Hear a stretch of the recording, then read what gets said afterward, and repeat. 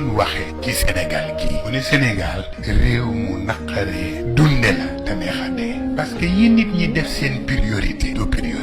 du seen priorité ku fi yàlla ne yonent bi sallallahu alayhi wa sallam yàlla yebal ko mais li tax duma wax sax nitu àdduna yi ak nitu tubaab yi day sëriñ si fi nekk parce que xam nga li gën a yéeme ci àdduna bi mooy yàlla lu tax àttewul parce que gis na sëriñ si la borom diine yi bokk ñuy xëccoo mbooloo yi mu gis borom jàkk yi di xëccoo mihrab yi ñii naan diwee fi war a jiite tey ñii naan diwa fi war a jiite mu gis nitu nguur yi xëccoo ndombo tànk yi mu gis borom wërsëg yi di xëccoo koom-koom yi mu gis jigéen ñi di xëccoo góor ñi mu gis doom yi di xëccoo ndono yi xëccoo yu dul jeex te ku ne li ngay xëcc moomoo ko dañu may baal parce que ku nekk ak sa conviction am na ñuy rëyal lu ne mais bu ma rombee gis ñu bind mosquée de la divinité damay jaaxle parce que la mosquée elle-même c'est la divinité wa anna al masajida lillah du dëgg moo tax xëccoo yooyu ne dafay soof yàlla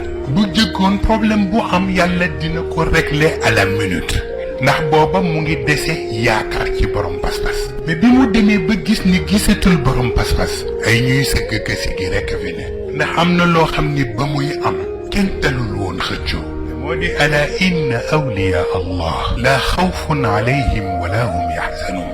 waaye gis ngeen ni góor gi doon waxe